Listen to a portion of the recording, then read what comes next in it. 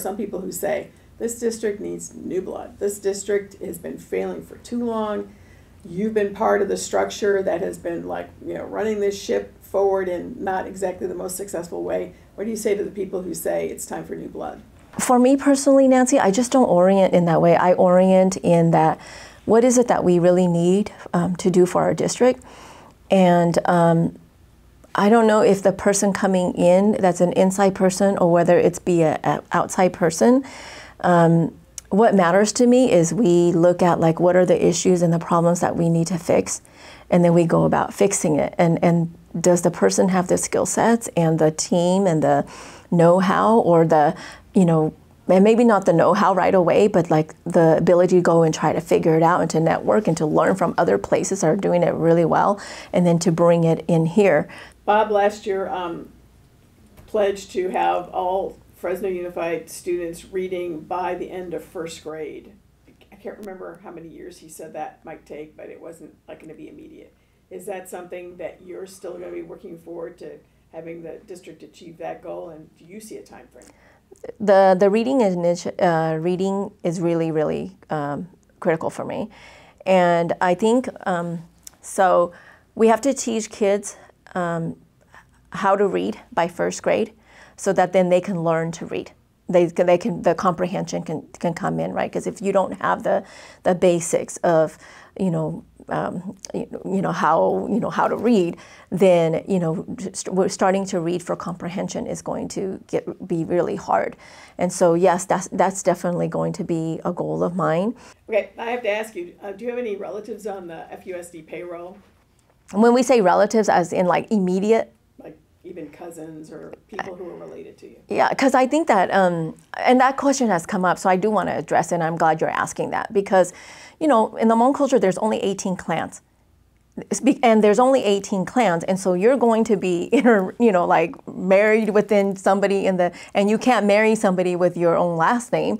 And so if you dig enough into the Hmong people that are in here, I mean my uncle worked here as a custodian before he retired, but it wasn't an uncle through marriage, right? And so I have people that through marriage that I'm related to. If you ask every Hmong person in the district, I'm gonna know them in some way, shape, or form, because we are such a tight-knit, community.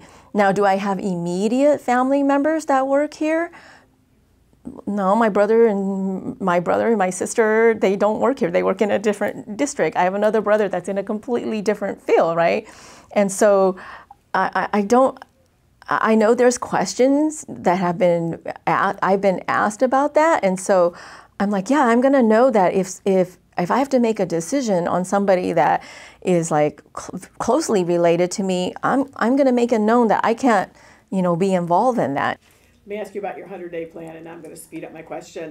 When do you plan to release it, and did it start effective yesterday, or is it 100 days out from when you actually finalize it? And will there be any, will it be made available with measurement parameters? Yeah, so I actually started thinking about this because every superintendent that comes in should have a 100-day, or they call it 190-day, whatever plan, right? And I started thinking through okay, if I was the superintendent, what would I do? What would this look like? And so, yes, I do plan to make it public, but I don't want to do it where I write this really grand plan and then I go tell everybody, hey, we're all going to go do this.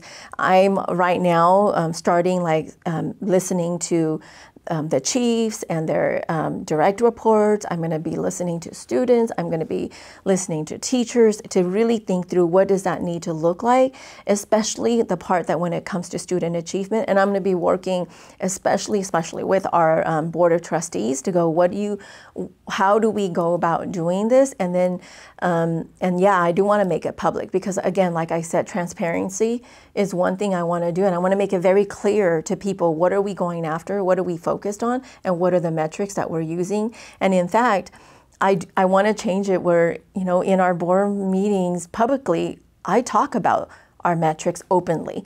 And I share, this is where we're doing well, this is where we're having to make pivots because we're not necessarily making it, and this is what you can count on. How long do you think this national search is going to take? I don't know. I don't know. I think that that's up to our board, you know, on what they want to do. I'm thinking that they're going to want to be very intentional with it, and so I'm not sure. If you weren't chosen for superintendent, would you stay with the district? You know, it's hard to it's hard to predict like what the future is going to be, right? Because I love this district. I love what I do here. I have rights back to the deputy role, and I'm not unhappy with that role. I mean, I've loved being the deputy here because, you know, I got to go, hey, that's Bob, you know. So that's also nice too. I mean, so I don't know. I don't know what the future holds, but I do know that in the time that I'm going to be here, I'm going to give it all for our kids and for our staff.